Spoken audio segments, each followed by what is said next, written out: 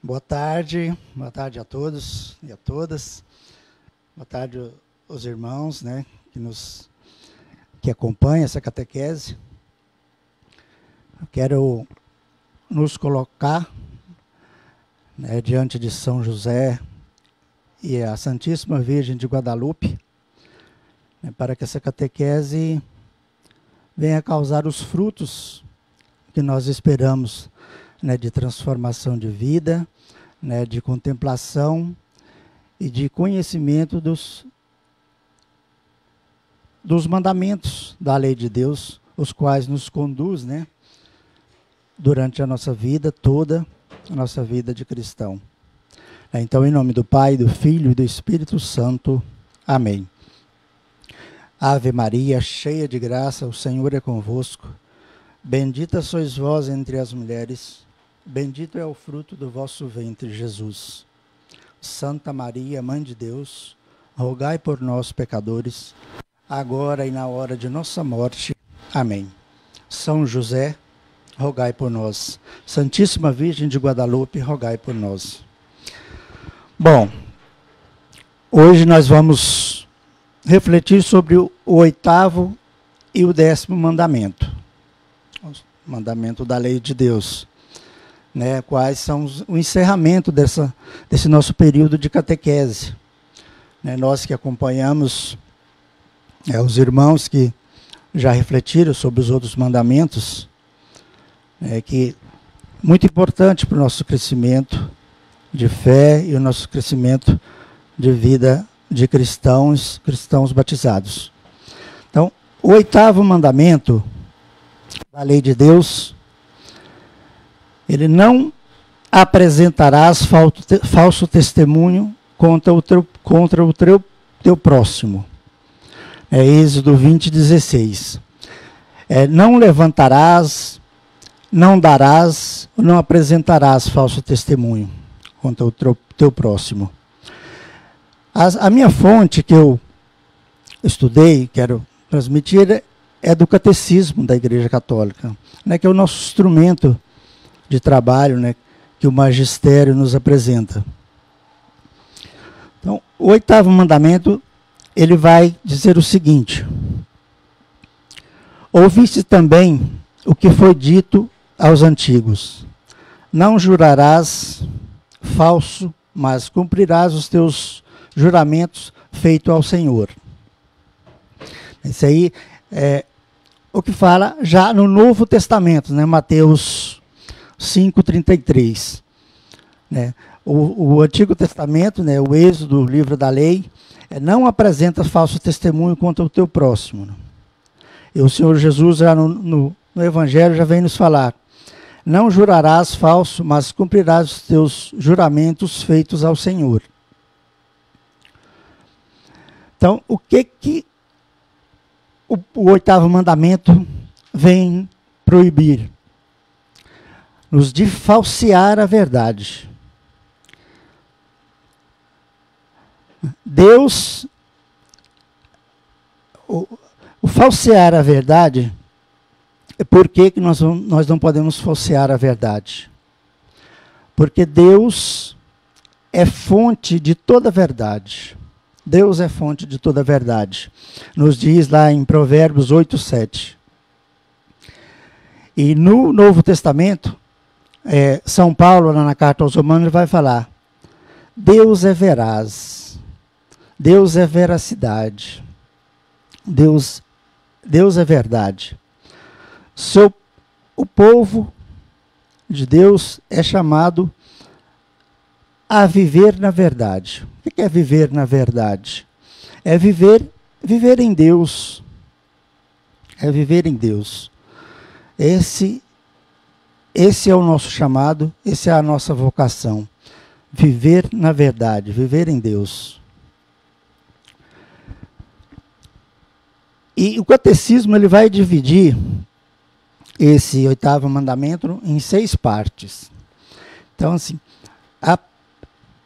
partindo dessa introdução, aí vem o primeiro item, que é viver na verdade. Viver na verdade, viver em Deus. E para viver em Deus, o que o magistério, através do catecismo, vai nos orientar, vai nos dizer? Primeiro que Jesus, ele manifestou plenamente aos discípulos: eu sou a luz do mundo, né, que está lá em São João, capítulo 8, versículo 12. Eu sou a luz do mundo, né, que a gente já conhece: quem me segue não andará nas trevas. Então, esse é um convite, né, uma invocação de Jesus aos seus discípulos a viver na verdade. Os discípulos de Jesus são convidados a permanecer em sua palavra, para conhecer a verdade. A verdade que liberta e santifica, que é o próprio Cristo, né? É viver na verdade. E Jesus, continuando esta sequência, essa catequese, Jesus, no Evangelho, vai dizer: seja o vosso sim, sim, e o vosso não, não. Mateus 5,37. Por quê? Porque nós não podemos, né, viver na verdade e falsear ao mesmo tempo essa verdade. Porque aí o que isso significa na nossa vida de fé, na nossa caminhada? Se não vivermos na verdade, se falsearmos a verdade, estamos dando as costas para o próprio Cristo, que é a verdade, o qual, né, nos quer e nos ensina a viver conforme a sua palavra, e os seus ensinamentos, o seu exemplo, o seu testemunho. Então nós temos que viver na verdade. E para viver nessa verdade não podemos, né, dar um falso testemunho, que é falsear essa verdade. Então seja o vosso sim, sim, e o vosso não, não. Pode haver meio termos com a verdade, né? Uma pequena mentira, uma mentirinha. Uma mentirinha não tem problema. E para nós, cristãos, tem problema. Nós estamos falseando a verdade. Não tem meia verdade. Então, quando a gente fala, que São Paulo fala lá na Carta aos Romanos, que Deus é veraz, aí, qual que é um exemplo de veracidade, que a gente inclusive celebrou na semana passada, ou foi semana atrasada, Natanael ou Felipe. Né?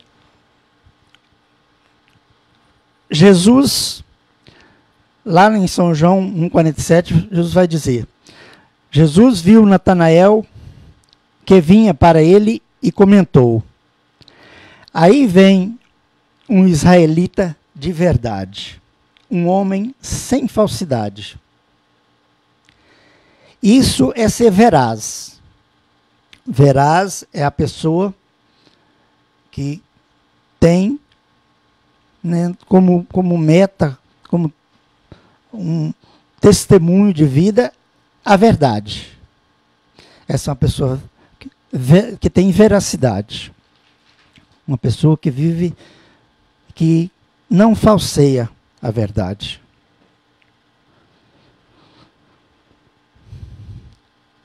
E a verdade, não seria possível o homem viver na verdade, não seria possível viver uma vida fraterna se as pessoas não confiassem umas nas outras, né? Se nós não falássemos a verdade.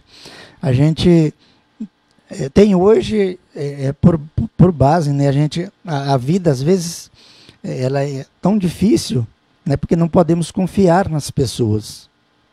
Então, o que é isso?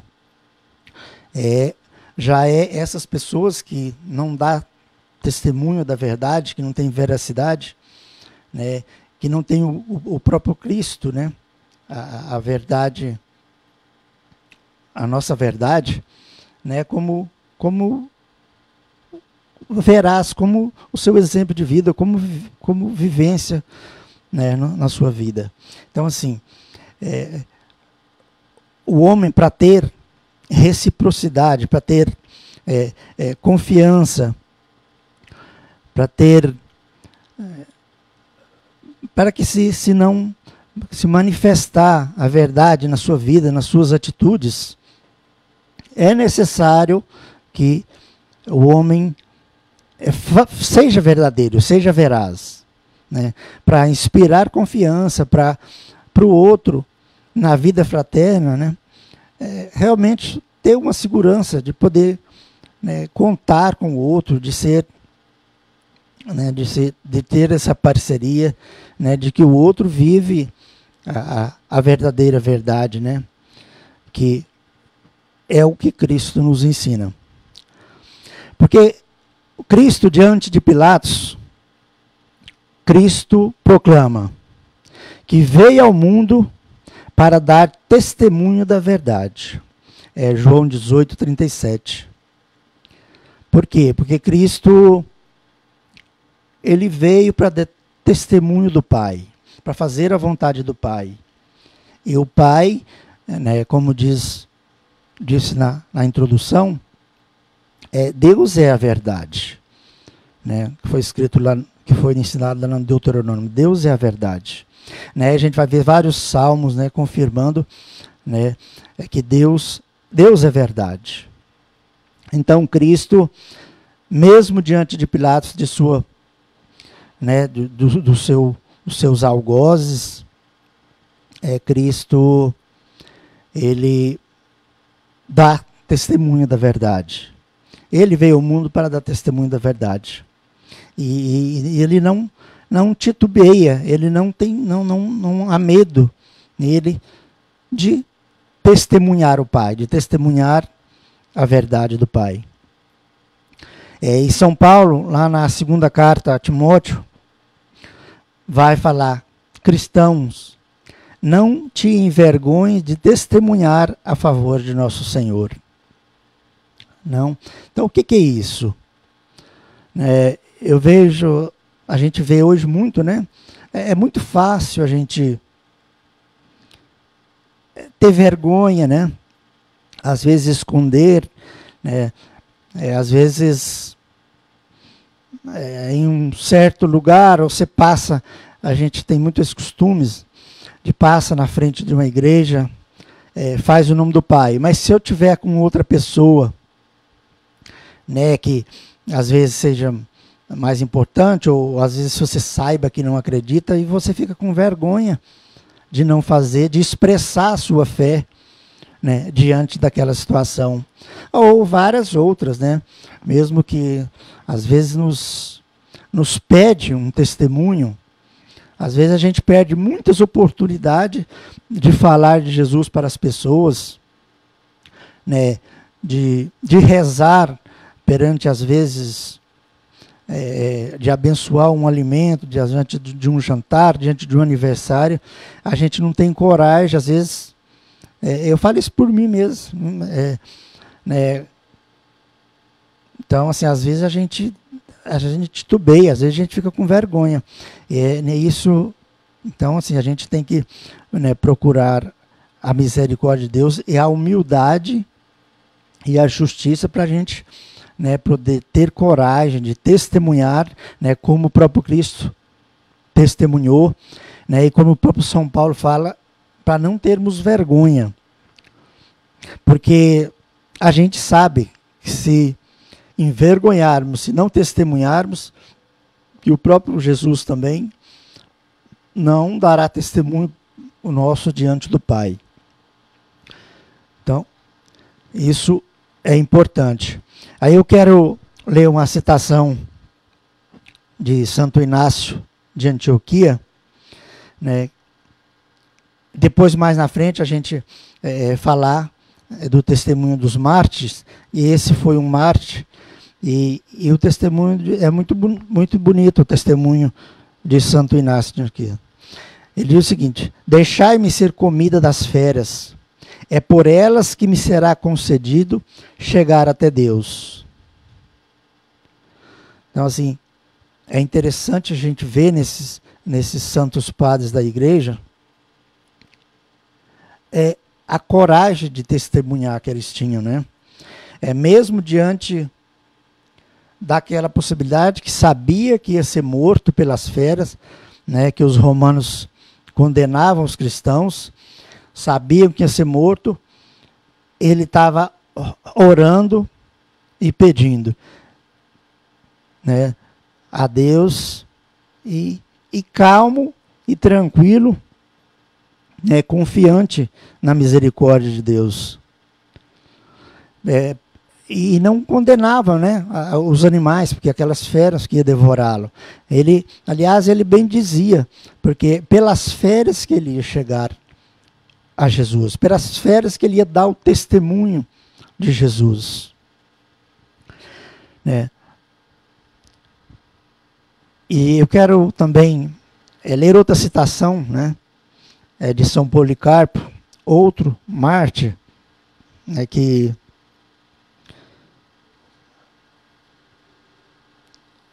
dá um exemplo para nós de fé.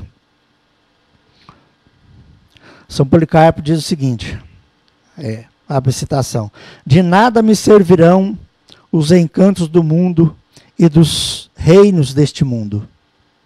As riquezas, né, tudo. Melhor para mim é morrer, para me unir com Cristo, do que reinar até as extremidades da terra. É a Ele que morreu por nós que eu procuro. É a Ele que ressuscitou por nós que eu quero. Aproxima-se o momento em que serei gerado. Então, assim, a profundidade desses escritos, né, de São Policarpo, né, que para ele vai nascer agora para a vida eterna, né, por esse martírio, né, por essa situação que ele vai ser morto para testemunhar o Cristo. Então a gente tem oportunidades de acompanhar, por exemplo, um filme Santa Bárbara, que é muito interessante, né, se alguém tenha ou mesmo procura na internet ou vê esse filme, sobre o testemunho dos mártires. Então, assim, o que a gente pensa, testemunho desses irmãos mártires, o que a gente pensa que às vezes para nós seria uma mentirinha, a gente sabe, o Império obrigava eles, né, no filme de Santa Bárbara, era só jogar um punhadinho de incenso dentro de uma tipo uma fogueira, e jogar aquele punhadinho de incenso para o Deus dos romanos. Mas aqueles mártires, aqueles cristãos, eles preferiram ser decapitados do que assumir essa postura de bem dizer com incenso um outro Deus que não seja o nosso Deus, o Deus de Israel. Então, assim, o Deus de Jesus. Então, assim, é muito bom, né, que a gente reflita, né, sobre estes irmãos, esses mártires, né, que não titubeou, que não acovardou, né, em momento nenhum, de dar o seu testemunho com a própria vida, né? Mesmo através das insistências, como a gente sabe, que houve, com certeza outras pessoas insistiram para que eles fizessem aquele pequeno gesto, ou falasse que renunciava a Deus, a Jesus, mas em momento nenhum eles tiveram essa fraqueza de não testemunhar.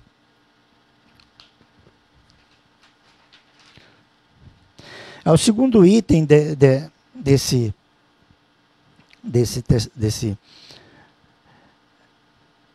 mandamento no catecismo é as ofensas à verdade. Porque essa questão de falsear, a gente... Ela não é... É muitos detalhes, é muitas coisinhas que nos leva ao pecado de não dizer, né, a verdade, de falsear a verdade. Falso testemunho e perjúrio. A gente sabe o que é um falso testemunho. Agora, a questão do perjúrio, para mim, foi interessante estudar. O falso testemunho a gente sabe, né?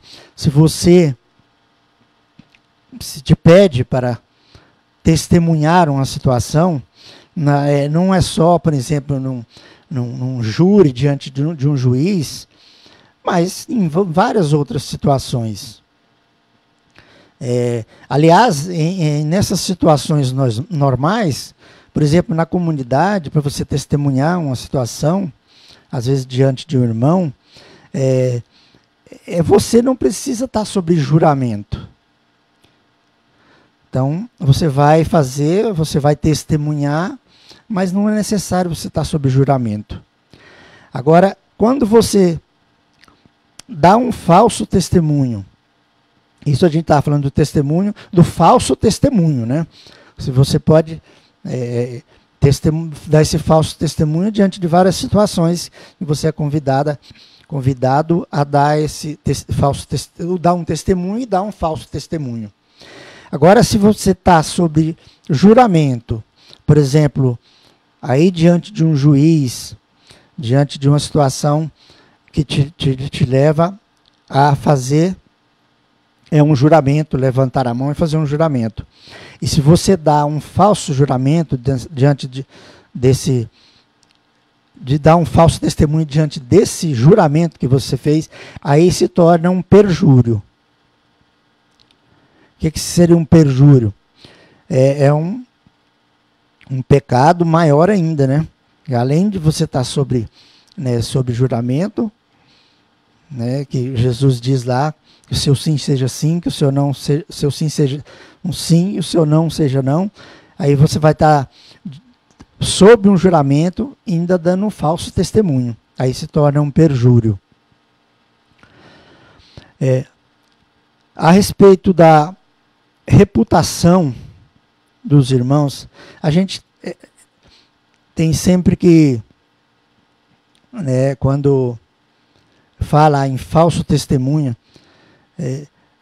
a gente tem que sempre pensar no outro, pensar na pessoa.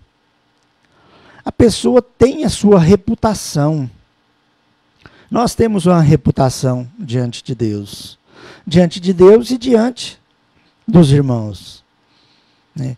Porque, por exemplo, se eu, Zilmar, né, dou falso testemunho, né, falseio a verdade, como que fica a minha reputação? Eu tenho... qual que é o respeito que o irmão vai ter por mim, a credibilidade que eu vou ter na minha vida fraterna com meus irmãos, ou na minha vida familiar, em casa, ou no meu trabalho? Que respeito que eu vou ter, né, se eu falseio com a verdade? Então, assim, esse respeito pela reputação, pela nossa reputação, pela reputação do outro. E esse respeito proíbe qualquer atitude e palavra capaz de causar um prejuízo injusto, né, para a pessoa. Porque se eu respeito o meu semelhante, eu não quero, né, eu não quero causar um prejuízo para ele. E se eu não respeito a sua reputação, eu estou lhe causando prejuízo. Se eu invento uma mentira, uma maledição, falo a maledicência do meu irmão, eu estou causando prejuízo à reputação dele. E aí eu estou em pecado. E a respeito de respeito à reputação, eu quero ler o cano 220, fala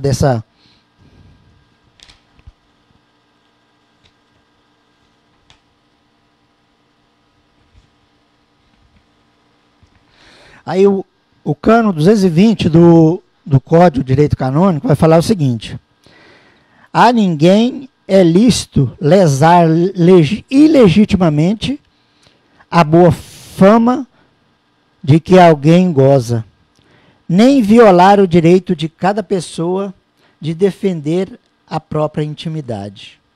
Então não é lícito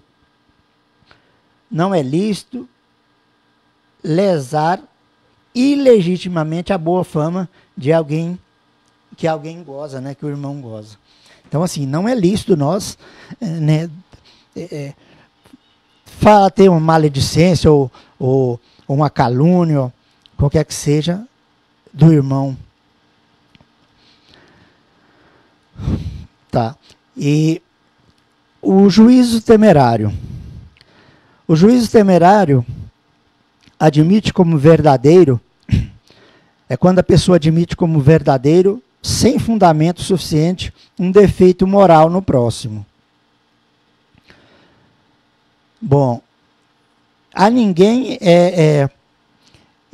a gente não é obrigado, o catecismo vai falar, não somos obrigados a falar a verdade para a pessoa que é legitimamente merecedora daquela verdade. Então, assim, o juízo temerário é quando, às vezes, você sabe de um defeito da outra pessoa, de uma determinada pessoa, e uma pessoa chega em você e pergunta se você conhece aquela pessoa, talvez ela vai fazer um negócio importante, e pergunta se você conhece aquela pessoa, e você sabe que aquela pessoa tem um defeito grave, gravíssimo. E aí você não diz a verdade para aquela pessoa. Aí você não diz a verdade. Aí você está fazendo um juízo temerário. É a maledicência.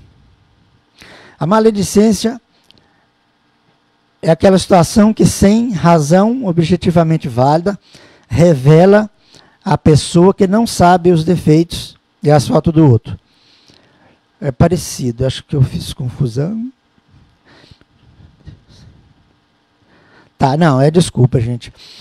O juízo temerário é quando a gente admite como verdadeiro, sem fundamentação, o defeito moral do próximo.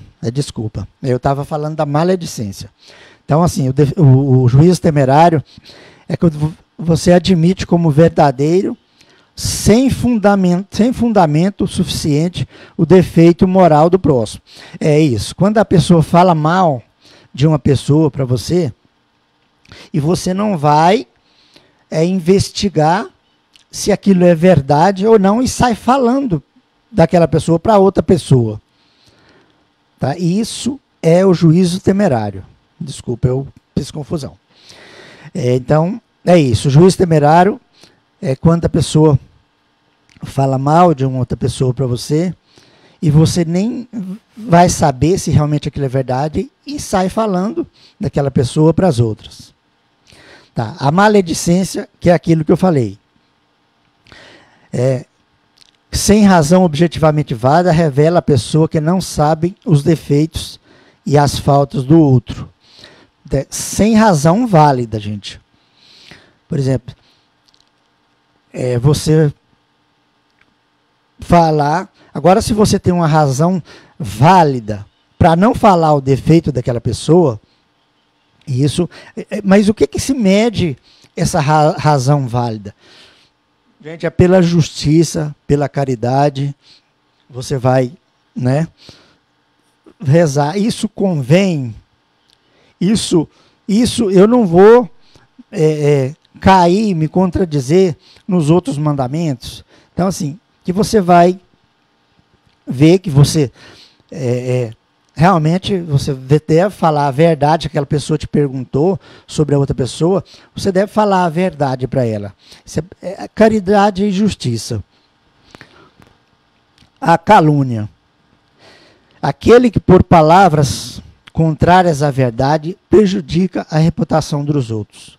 Então, assim, a calúnia é muito, infelizmente, né, é um pecado, uma situação que a gente vê muito, né, as pessoas caluniarem, né, falar do próximo sem necessidade, ou sem coisas que não engrandecem o outro, mas que depreciam e que não respeitam a reputação do outro. Então a calúnia prejudica a reputação do outro. Então, assim, diante desse falsear a verdade, gente, até a adulação é uma falta. Né? Que você ser bonzinho, bajular o outro, né? Adular o outro, às vezes para conseguir uma coisa que não é lícita, que não é bacana. Então, isso é pecado. É uma falta grave, né? Quando cúmplice de vícios ou de pecados graves, né? O que seria esse vício, esse pecado grave? É isso, é bajular o outro para conseguir dele uma coisa ilícita, uma coisa que não faz bem, uma coisa pecaminosa. Isso é a adulação. Agora a adulação, isso quando é grave quando é cúmplice de conseguir, né? Uma coisa viciosa, pecaminosa, né? Agora quando, e de todo jeito a adulação é pecaminosa, né? É um pecado venial quando deseja somente ser agradável, evitar um mal, ou remediar uma necessidade, obter vantagens legítimas. Então, assim, só para vocês verem, né, o que é falsear a verdade, né? Você adular o outro, né, para ser agradável, para evitar um mal, remediar uma necessidade, obter vantagens legítimas. É pecado. Pecado venial. Outro que é falsear a verdade, gente, é a arrogância. Ou a fanfarronice. Constitui uma falta contra a verdade. Ou mesmo praticar uma palavra, outra situação que é próxima dessas duas, da arrogância e da fanfarronice. Ironia. Né, você ser irônico, né, para depreciar, ou às vezes menosprezar, né, o próximo, gente, é pecaminoso. Né? Então, a arrogância, a fanfarronice, né, a ironia, isso tudo, gente, constitui uma falta contra a verdade. É falsear a verdade. Aí, gente, a mentira. A mentira consiste em dizer o que é falso, com a intenção de enganar, diz Santo Agostinho. Então, o que é?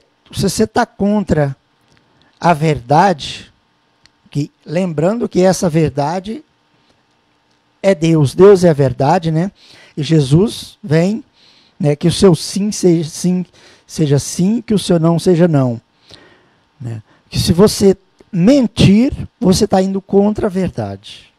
A mentira é pecado. Isso, né, a gente diz Santo Agostinho. O Senhor denuncia a mentira, uma obra diabólica. O que Jesus fala através da mentira? A mentira é filha do diabo. Isso que Jesus fala, né, lá em João 8. A mentira é filho do diabo. Porque o diabo, quando mente, ele fala de uma coisa própria dele, que é mentira. Né? Estudando isso aqui, eu lembrei da minha avó. Porque minha avó, quando eu era pequena, ela falava assim, falava para nós, né, os netos. Ó, meu filho, vai fazer isso. Aí a gente falava assim, ô vó, tá, não, vó, não vou não, estou com uma preguiça. Aí ela fala assim, nossa, meu filho, meu Deus, bate na boca. Preguiça é a capeta mais velha que tem lá no inferno. Aí eu estava estudando isso aqui pensando, falei, deve ser parente da mentira, né? A preguiça deve ser parente da mentira. Porque Jesus fala que a mentira é filho do diabo. A mentira, para toda a sociedade, mina a confiança entre os homens e rompe o tecido das relações sociais. É aquilo que eu te disse antes sobre respeitar a reputação do outro, né? Então, assim, se você mentira, que credibilidade que você vai ter na comunidade, ou na sua casa, ou no seu trabalho. Então, assim, você mina a confiança entre os homens e rompe o tecido das relações sociais. Então, assim, quanto é grave a mentira. Então, a mentira está dentro do falsear a verdade. Tá tudo. Toda falta cometida contra a justiça e a verdade impõe o dever de reparação, mesmo que seja seu autor tenha sido perdoado. Então, gente, quanto é grave, né? Toda falta cometida contra a justiça e a verdade impõe o dever de reparação, mesmo que seu autor tenha sido perdoado. Gente, essa reparação aqui, ela é até material. Se você inventa uma mentira e o outro tem um prejuízo financeiro, e você vai confessar, não é só você confessar. Aí você tem que reparar o dano que você fez. Né? Tem que fazer essa reparação. Então, assim, o tanto que a mentira é diabólica, como diz o próprio Jesus, né? A mentira é diabólica, é filha do diabo, coisa do diabo, né? Que ele sim que mente, que é coisa própria dele. Então, assim, o quanto é grave se mentirmos e causar um dano, além da reparação, do perdão desse pecado, você tem que reparar o dano cometido à pessoa. Um outro item, né, que o catecismo aborda, o respeito à verdade. O respeito à verdade, a caridade e o respeito à verdade devem ditar a resposta a todo pedido de informação ou de comunicação. Então, assim, quando nós formos solicitados para dar um testemunho, ou né, igual nós vimos, né, no Evangelho de domingo passado, né, a respeito da vida fraterna, para corrigir o seu irmão. Né, então, assim, nós vamos ter, né, moral ou respeito para corrigir um irmão, né, se a gente mente, se a gente falseia a verdade. Então, assim, o que está falando isso? Nesse respeito à verdade, a caridade e o respeito à verdade deve ditar a resposta a todo pedido de informação ou comunicação. Né? Se o irmão te comunica, se o irmão te pede uma opinião sobre o outro, né? Aí você vai analisar, tudo tem que ser a respeito você tem que ser caridoso e justo, né? Para dar essa informação. A ninguém é obrigado a revelar a verdade a quem não tem o direito de conhecê-la, diz o Eclesiástico, né? Então, assim, às vezes, nós não somos obrigados a falar a verdade a respeito de uma outra pessoa, só porque uma outra pessoa nos perguntou. Aí a gente vai na caridade e na justiça. É lícito, né, eu falar a verdade sobre aquela verdade, né, para aquela outra. Ele tem o direito de saber a verdade. dentro da caridade e da justiça que eu estou vivendo, que eu conheço. Então, assim, nós não somos, então, obrigados a dar uma informação, a falar uma verdade para o outro, né, sem que ele tenha o direito de conhecer aquela verdade do outro. Né? Aí, nós vamos entrar também na questão do sigilo sacramental, que a gente conhece, né? O sigilo sacramental, quando nós confessamos para o sacerdote, né? Esse sigilo é inviolável. Por isso, não é lícito ao confessor revelar o penitente com palavras ou de qualquer outro modo, por nenhuma causa. Né? E também eu quero ler o Cânon 983.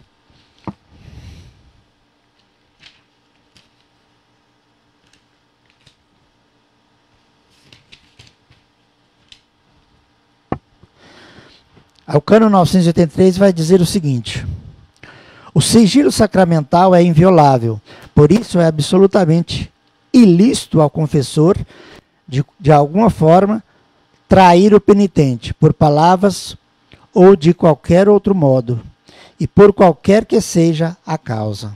Então, assim, a gente pode confessar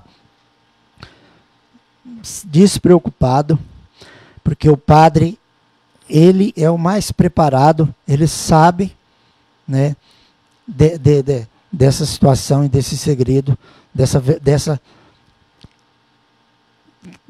situação que ele tem que guardar para ele, colocar diante de Jesus, né, essa situação da pessoa que confessou. Então, o segredo, o sigilo de confissão é sacramental e inviolável. A gente pode confessar sem medo com o padre. Então, assim, também fala dos segredos profissionais, né? Por exemplo, os políticos, os militares, né? Médicos, né? O médico, a gente sabe, né? Você vai ao médico e às vezes fala, você não precisa ter segredo para o médico, né? O médico também, e é isso. O médico, a gente lembra também que essas profissões, por exemplo, o médico, o militar, ele faz o juramento.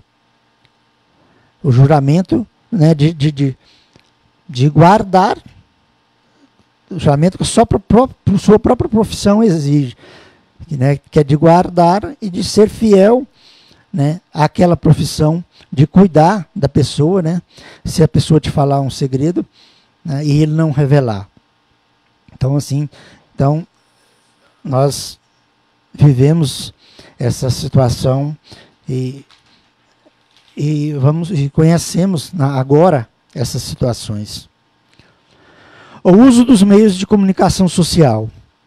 O catecismo vai falar que a informação dos meios de comunicação social está a serviço do bem comum. Então, assim, os meios de comunicação social, né, agora a gente, justamente nessa pandemia, a gente está vivendo muito, né, vendo nas mídias, por exemplo, essa catequese agora, sendo transmitidas pelas mídias, a gente, né, tem que ter isso conosco. Né? Nós temos a obrigação de falar a verdade, de não falsear, né, de não mentir, né, e de ser coerente, né, com a nossa fé, com a postura e com o respeito à pessoa do outro. A sociedade tem direito à informação fundada sobre a verdade, a liberdade, a justiça e a solidariedade. O que é isso, né? Tanto quanto isso é importante, né? Se você for transmitir, a gente, infelizmente, né, com esses meios, essas mídias sociais, a gente vê tantas coisas, as pessoas retransmitindo tanta coisa feia, tanta. Então, assim, gente, isso aqui é muito sério, né? A gente tem o direito, tem a obrigação de não repassar essas coisas maléficas, essas coisas que não nos faz crescer, que não faz o outro crescer. Aliás, não só não crescer, mas como atrapalha a nossa vida e a vida do outro. Então, assim, gente, vamos, a sociedade tem direito à informação fundada sobre a verdade. A verdade o quê? Que é Jesus, né? Que a verdade que é Deus que sempre conduziu o seu povo na verdade. A liberdade, a justiça e a solidariedade. Solidariedade é isso, gente. É pensar no outro. Mas por que eu vou repassar essa notícia ou essa coisa tão feia que não só atrapalha, só faz o outro pecar, que me faz pecar, faz o outro. Mas já que eu tenho esse discernimento, eu tenho esse conhecimento, né? Então, assim, eu não vou passar isso para frente. Então, assim, vamos ser prudentes, né? Mesmo que é pecado, gente. É pecado. Essas questões sobre a comunicação, o catecismo pegou tudo sobre um decreto do Concílio Vaticano II, que é a intermirífica. Eu quero ler aqui uma citação desse decreto, que é muito interessante.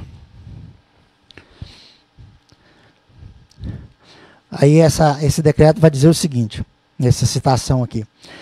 O correto exercício desse direito exige que a comunicação seja, quanto ao objeto, sempre verídica e completa, dentro do respeito às exigências da justiça e da caridade, que ela seja, quanto ao modo, honesta e conveniente, quer dizer, que na aquisição e na difusão das notícias, observe absolutamente as leis morais, os direitos e a dignidade do homem. Olha que coisa mais profunda, né? Que esse decreto está lá no Concílio do Concílio Vaticano II. Né, se vocês quiser confirmar, está no número 2494 do Catecismo. Então, os usuários hão de impor moderação e disciplina quanto à mídia. Aquilo que eu estava dizendo, né?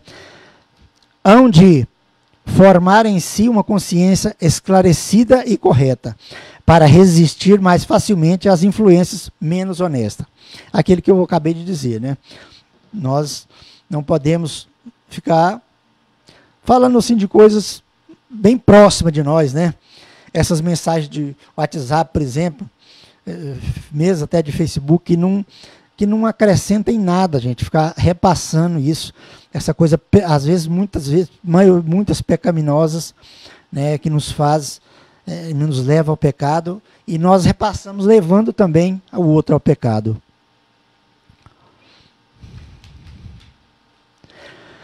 Esse próximo item, verdade, beleza e arte sacra. Criado à imagem de Deus, o homem exprime também a verdade de sua relação com o Deus Criador pela beleza das próprias obras artísticas. Aqui, gente, que o catecismo vem nos dizer? A verdade, beleza e arte sacra. Gente, isso que também entra os escritos, né? A pessoa que tem o dom de escrever, né? Escrever algo que acrescenta, algo que aumenta a nossa fé.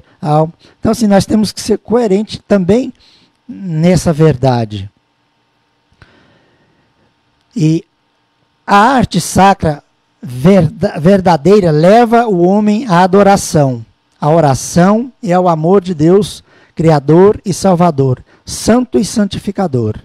Então, gente, a arte sacra, para nós, por exemplo, que temos as imagens dos santos, as imagens do próprio Jesus, né? Que essas imagens, né, nos leva à adoração, que nos remete a Deus, né? Então, assim, essas imagens têm que ter uma certa coerência. Assim, às vezes, eu tenho visto aí, assim, as pessoas vestem, por exemplo, a imagem, por exemplo, de Nossa Senhora da Conceição Aparecida, ela é uma imagem sacra, né? Então, assim, eu vejo assim, as pessoas vestindo ela de hábitos de todas as cores, né? Então, assim, isso tem que ser muito zeloso, a gente tem que ser muito zeloso nessa situação. Então, assim, a gente não pode fazer das imagens o que nós queremos. A imagem é uma coisa que o ministério da igreja, o catecismo vai falar que os bispos têm que zelar pela arte sacra. Os bispos zelam pela arte sacra. Os bispos, que é a nossa igreja particular, que é a nossa igreja. Então, assim, a arte sacra tem que nos levar a uma vida de oração, levar-nos remeter a Deus. Então, assim, eu não posso pegar uma imagem de qualquer que seja, dando o exemplo de Nossa Senhora Aparecida, e colocar e fazer ela do jeito que eu quero. Né? Vestir ela do jeito que eu acho, não. É o jeito que a igreja, determina, que o magistério da igreja, que estuda, que tem embasamento,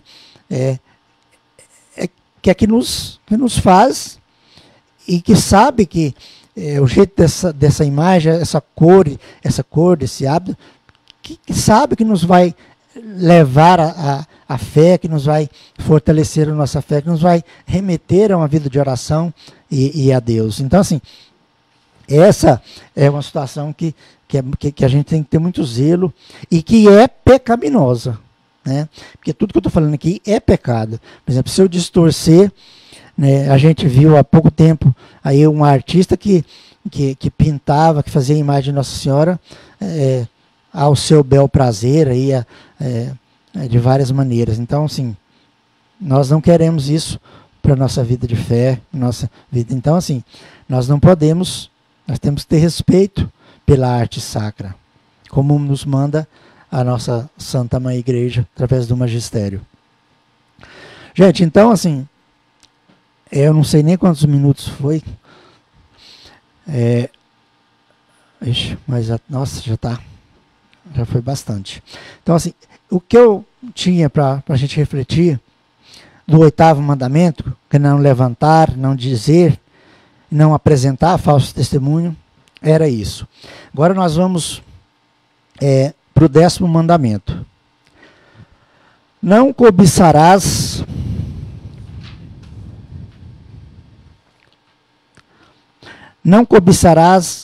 coisa alguma que pertença ao teu próximo, né? Gente, quando a lei nos fala, o catecismo nos fala, a palavra de Deus nos fala que a não cobiçar coisa alguma é coisa alguma, né?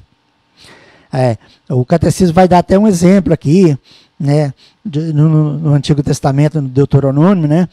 Não cobiçar a casa do próximo, nem o seu campo, nem seu escravo, nem sua escrava, nem seu boi, nem seu jumento, coisa alguma que pertence. A gente sabe que hoje, se a gente fosse colocar aqui, a gente teria um monte de coisa para colocar aqui que leva as pessoas a cobiçarem as coisas do próximo, né?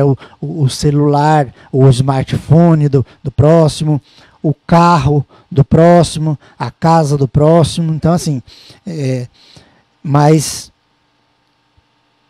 não cobiçar, gente, é não cobiçar mesmo. Então, esse mandamento, ele vai falar muito da questão do... Nós temos o nosso apetite sensível, né? Nosso apetite sensível nos faz desejar as coisas agradáveis que não temos. Por exemplo, comer quando temos fome, aquecer quando estamos com frio, tomar banho quando estamos sujos. Então, assim, esses são apetites sensíveis. não tem problema nenhum, né? Não tem, isso as necessidades, básicas e orgânicas que a gente tem, não tem problema nenhum, não tem pecado nenhum. Mas assim, a gente não pode deixar isso se tornar uma desordem na nossa vida, né?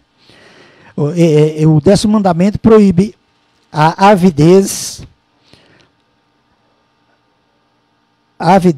e o desejo da apropriação desmedida dos bens terrenos, né? Porque essa avidez é o desejo, né? O desejo inflamado, é você, né, ver a coisa do outro e isso, né, te tirar do seu normal, né? Isso te causar um desejo, né, que não é saudável, que não é, né? É você fazer loucura às vezes pelas coisas, né, para querer as coisas do próximo. Isso é pecaminoso. A cupidez, proíbe a cupidez desmedida. A cupidez é o desejo, né? É o desejo desregrado também. Não é violar o mandamento desejar obter coisas que pertencem ao próximo, contanto que seja por meios justos. Então, gente, não é pecado eu desejar, né, como diz o padre Vilmar, desejar comer piqui, né?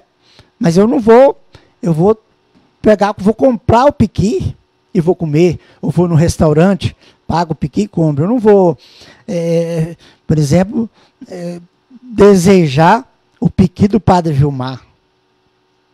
Né? Aí eu vou fazer loucuras por causa do piqui, eu não tenho dinheiro para comprar o piqui, aí eu vou no supermercado e vou roubar o piqui. Então, assim, essa que é as questões, que é a questão da cobiça, do desejo, né? Desejo desordenado. Eu quero ler a citação do Catecismo Romano, aqui no...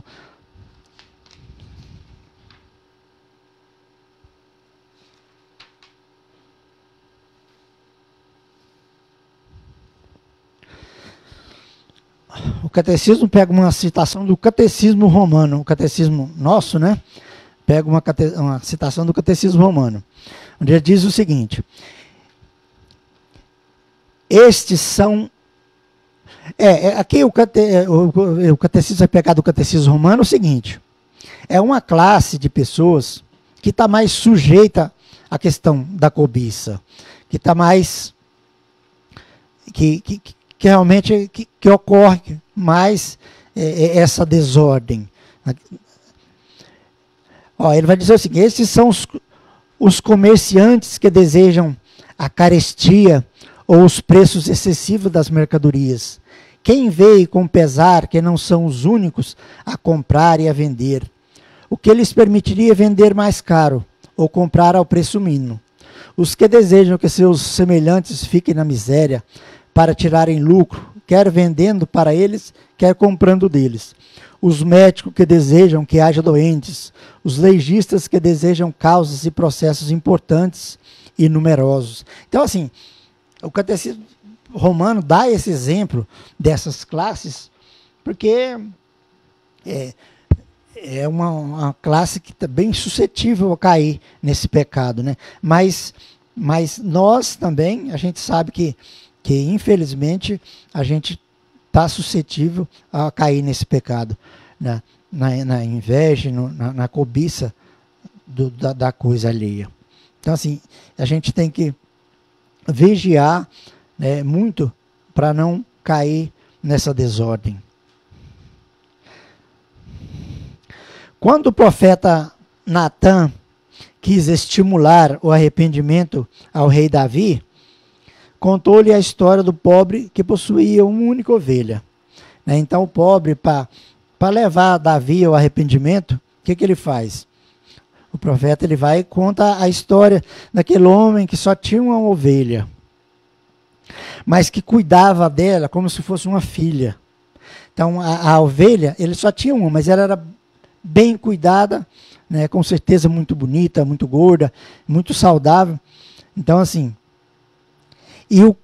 e aquele homem que tinha um rebanho inteiro de ovelhas, né, deseja, que cobiça a ovelha, aquela ovelha, a única ovelha que aquele homem tinha, né? Aí, isso ele fala para Davi, porque através do pecado de Davi que nós conhecemos, né?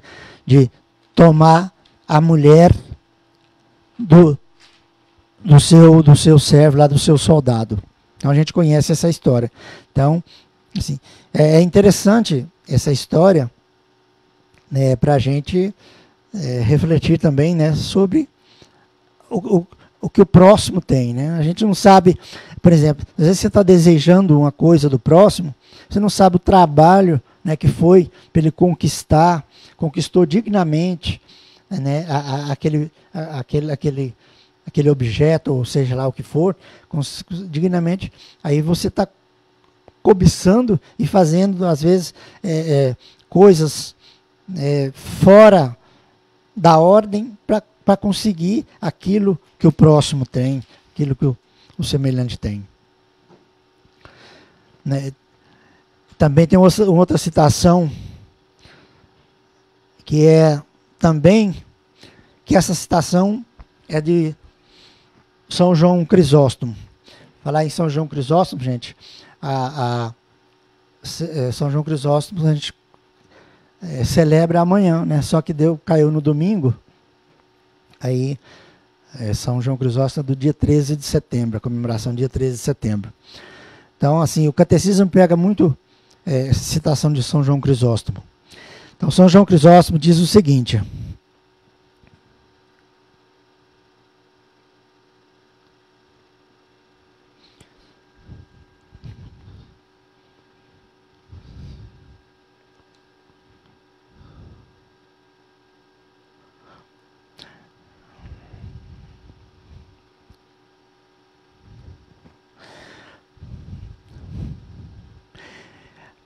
nós nos combatemos mutuamente, e é a inveja que nos arma uns contra os outros. Se todos procuram, por todos os meios, abalar o corpo, onde acabaremos? Nós estamos enfraquecendo o corpo de Cristo. Declaramos-nos membros de um mesmo organismo e nos devoramos como feras. Gente, o que a cobiça pode... É profundíssimo nessa citação de São João Crisóstomo, né? Se nós declaramos que participamos do corpo de Cristo, mas ao mesmo tempo, se nós participamos do corpo de Cristo, então eu participo, você participa. Então, se eu estou querendo te devorar, o que São João Crisóstomo fala? Então, nós estamos enfraquecendo o corpo de Cristo. Porque um vai cair em pecado. Eu, que estou cobiçando, vou cair em pecado. Então nós estamos enfraquecendo o corpo de Cristo. Declaramos membros de um mesmo organismo e nos devoramos como feras. Então é muito profunda essa citação. A inveja é um vício capital. Designa a tristeza sentida diante do bem do outro. Então, assim, a inveja, né, quanto maléfico, né? Quanto pecaminoso é a inveja, né? Você, ao invés de você alegrar com o irmão, com as conquistas do irmão, aí você sente a tristeza. Tristeza porque você não tem aquilo que o irmão tem. Gente, aí nós estamos caindo nessa, que São João Crisóstomo fala, né? Nós estamos enfraquecendo o corpo de Cristo, né? Porque você está caindo em pecado. Então, assim, é interessante que a gente reflita essas situações. Quero ler também uma citação de São Gregório Magno. São Gregório Magno diz o seguinte: Santo Agostinho via na inveja o pecado diabólico por excelência. Da inveja nasce um ódio, a maledicência, a calúnia, a alegria causada pela desgraça do próximo. E o desprezar e o desprazer causado por sua prosperidade. É aquilo, né, que eu acabei de falar, né? Você sentir tristeza da conquista do outro. Sentir tristeza porque o outro tem um bem que você, às vezes, não pode ter. Ao invés de você alegrar pela conquista daquele irmão, você vai sentir tristeza. Então, assim, quanto isso é grave, um pecado grave. A inveja apresenta uma das formas de tristeza e, portanto, uma recusa da caridade. Então, gente, a gente está faltando com a caridade, com a justiça. Tudo isso aí é pecaminoso, né? E nos faz, né, isso que São João Crisóstomo fala, né?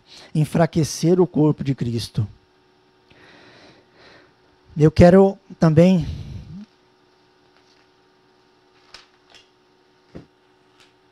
aí essa próxima item desse mandamento é os desejos do Espírito. A economia da lei e da graça desvia o coração dos homens da ambição e da inveja, e o inicia no desejo ao sumo bem, ou abre aos desígnios do Espírito Santo, que sacia o coração do homem. Então, gente, a lei de Deus, né, a lei que é sacramentada em Jesus Cristo, ela desvia o coração dos homens da ambição, da inveja, e o inicia no desejo do sumo bem. A lei só leva nós para a verdadeira verdade, a verdadeira vida em Jesus. Ela nos direciona só para Jesus, só para fazer a vontade de Jesus e ser fiel às suas palavras. A lei copiada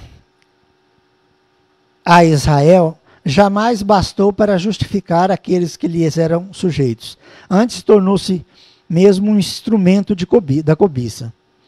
Bem, gente, aqui é isso a situação, né? A gente sabe, né, como diz o padre Vilmar, nós que somos católicos, que lemos a Bíblia, nós sabemos, né, que a lei, quando foi instituída, né, por Deus, que Moisés institui a lei, né, quando a lei vai falar, que você tem um boi e esse boi é seu, quando esse jumento é seu. Aí, as pessoas que não eram fiéis à verdade, que é Deus, aí isso se tornou para elas motivo de cobiça. Então, assim, isso que o catecismo fala, né? A lei não bastou para essas pessoas que não queria viver a verdade, que é Deus. Agora, sem depender da lei, a justiça de Deus se manifestou. A justiça de Deus se manifestou em Jesus, mediante a fé em Jesus Cristo, para todos os que creem. Romanos 3, 21. Então, mediante a fé em Jesus Cristo, para todos os que creem. Então, todos nós que cremos em Jesus Cristo, né, nós sabemos que a lei nos desvia, né, o nosso coração da ambição e da inveja. Né? Se nós somos fiel a Jesus, né, fiel aos mandamentos, né, nós vamos desviar. Né? Se nós vivemos pelo Espírito, o Espírito nos vai, né, direcionar, né, para uma vida, né, de fraternidade, de justiça e caridade, né, para com os outros. Os fiéis de Cristo crucificaram a carne com suas paixões e seus desejos, né, diz São Paulo aos Gálatas. Né, crucificaram, né, e vivem no Espírito, né, para não cair em tentação, né, desses pecados. Né.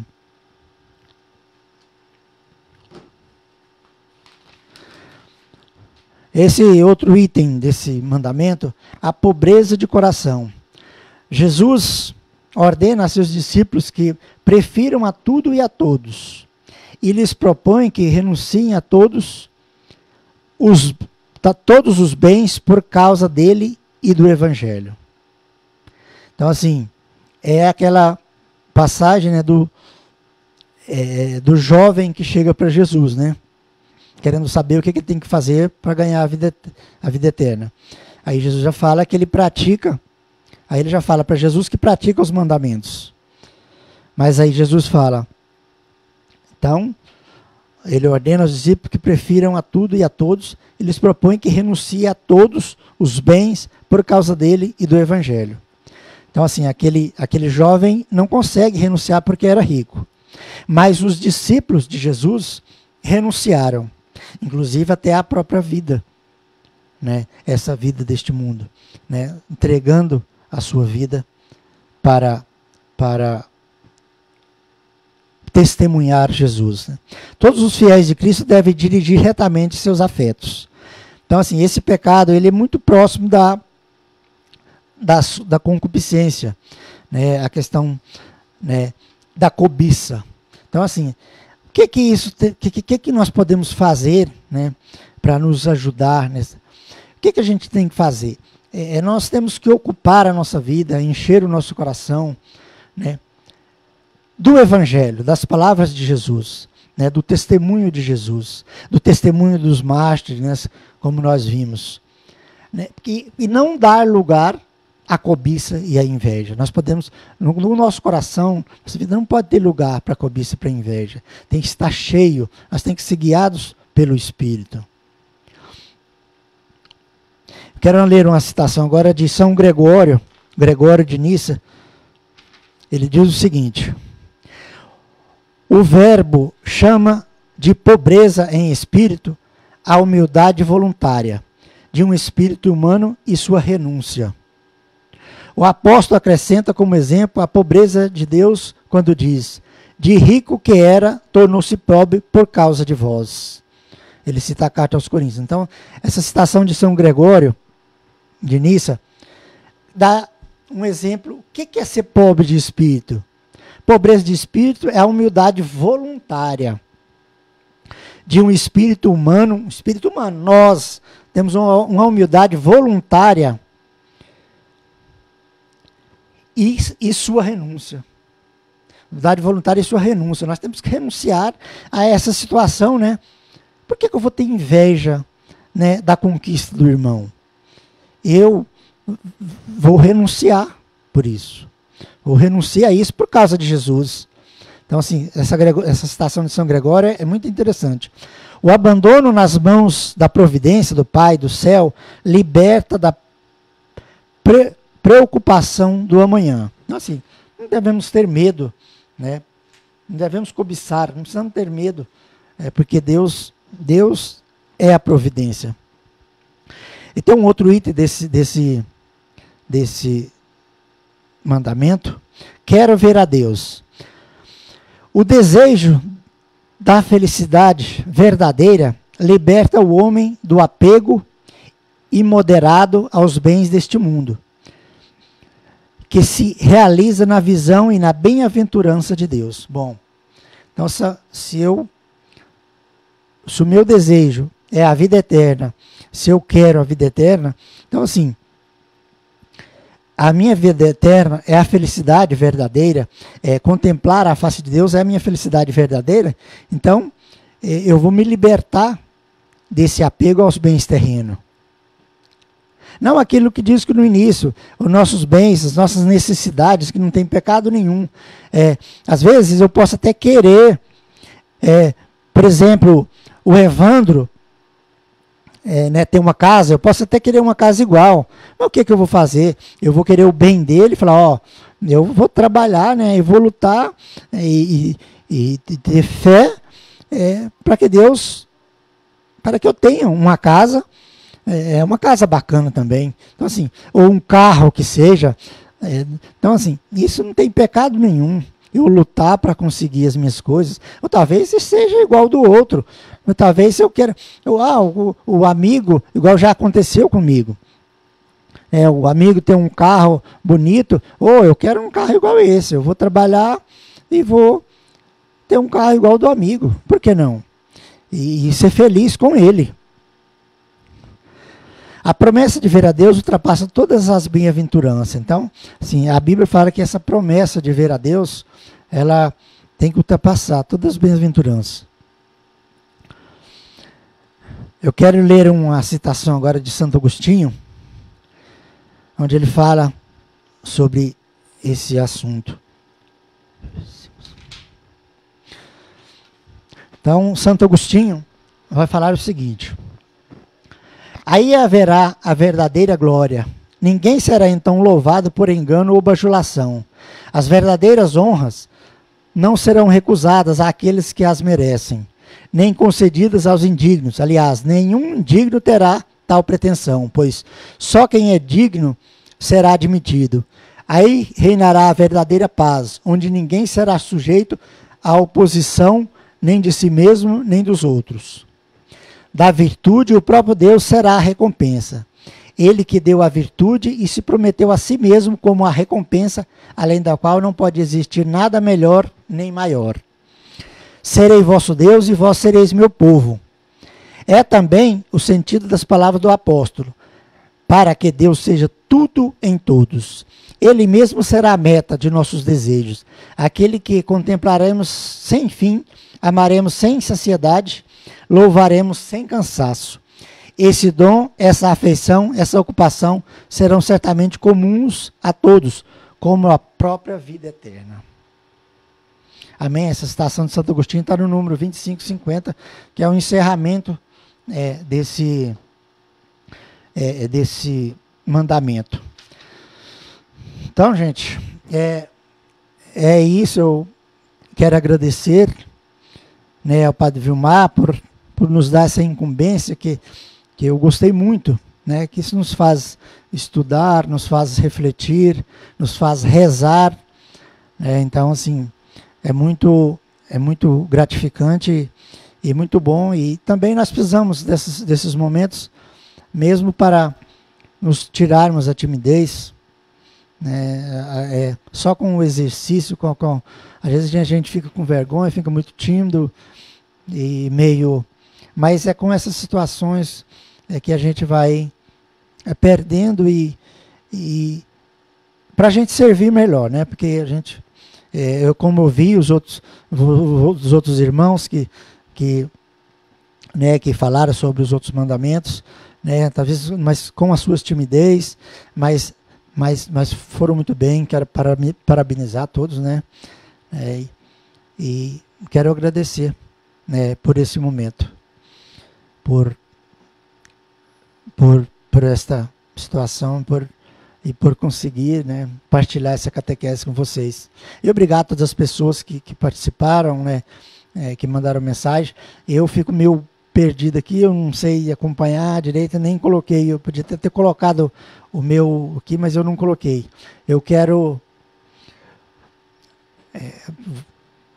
chama o Padre Vilmar para ele encerrar para mim, por favor. Chamando o Padre Vilmar para encerrar aqui, que eu...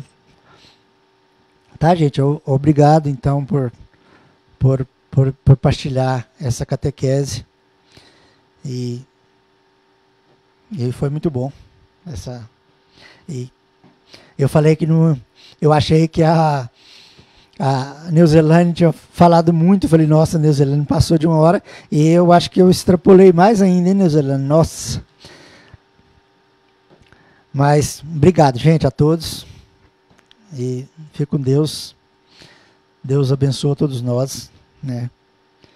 E que nos guie, que nos guarde sempre.